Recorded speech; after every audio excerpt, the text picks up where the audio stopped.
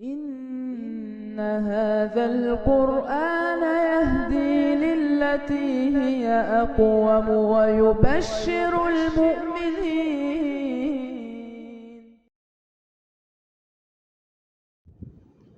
Assalamualaikum warahmatullahi wabarakatuh. Alhamdulillahi wassalatu wassalamu ala asrafil anbiya'i wal mursalin wa ala alihi wa ashabihi wa man walah, amma ba'du.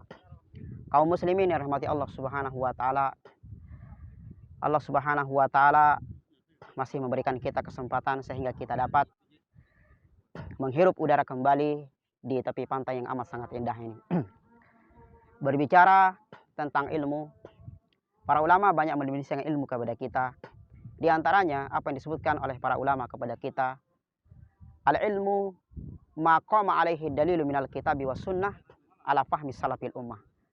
Ilmu adalah apa yang dibangun di atasnya dalil, baik dari Al-Quran dan sunnah Rasulullah SAW, di atas pemahaman sahabat Nabi kita alaihi salatu wassalam.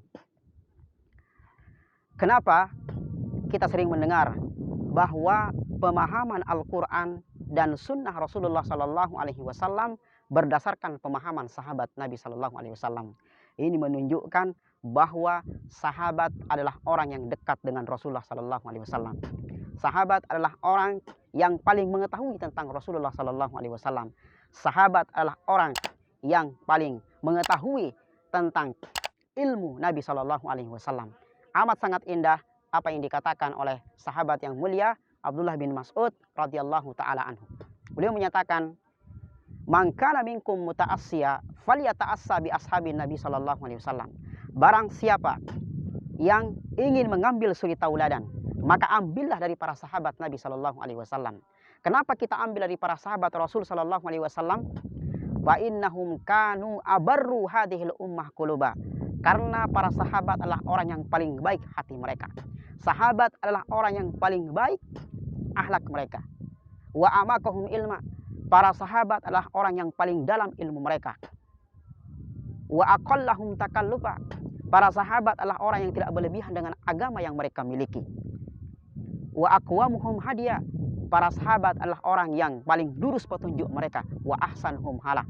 Dan para sahabat adalah orang yang paling baik kondisi mereka. Kemudian para sahabat pula adalah orang yang paling ngerti tentang kondisi Rasulullah SAW. Fa'rifu lahu fadlahu. Ketahuilah, kenalilah jasa-jasa mereka. Wattabi'uhum fi asarihim. Kemudian ikuti langkah-langkah para sahabat Nabi SAW. Fa innahum kanu ala hudan mustaqim. Karena mereka berada di atas petunjuk Nabi SAW. Oleh karena itu, kaum muslimin, kalau kita ingin mengambil ilmu, mempelajari ilmu agama Islam, mempelajari ilmu syariat Allah Subhanahu wa taala, maka kita harus ambil dari sumbernya. Dari sumber mana? Dari Al-Qur'an dan sunnah Rasulullah SAW serta pemahaman sahabat Rasulullah SAW. Oleh karena itu, Abdullah bin Mubarak pernah mengatakan kepada kita, Abdullah bin Mubarak atau Imam Ibnu Sirin pernah berkata kepada kita bahwa ambillah ilmu tersebut dari mana sumbernya. Beliau menyatakan kepada kita, innal ilma huwa dinun. Sesungguhnya agama ini adalah ilmu.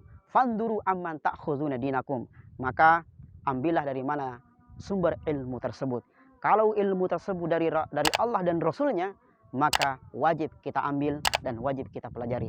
Karena ilmu yang dimaksud di sini adalah qala Allah, firman Allah Subhanahu wa taala, wa qala Rasul, dan firman dan sabda Rasulullah sallallahu alaihi wasallam, wa qala sahabah, dan bagaimana para sahabat memahami ilmu tersebut.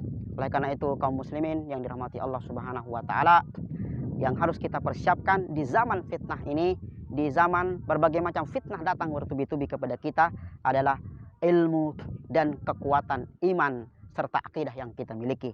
Muhammad bin Shalih Al-Utsaimin pernah berkata kepada kita, beliau menyatakan, la yakumuddin illa bi amrain. Agama tidak akan pernah tegak. Agama Islam tidak akan pernah tegak di muka bumi ini kecuali dengan dua perkara. Yang pertama, kata beliau, sebutkan oleh beliau, al-ilmu bil bayan. Ilmu dengan penjelasannya.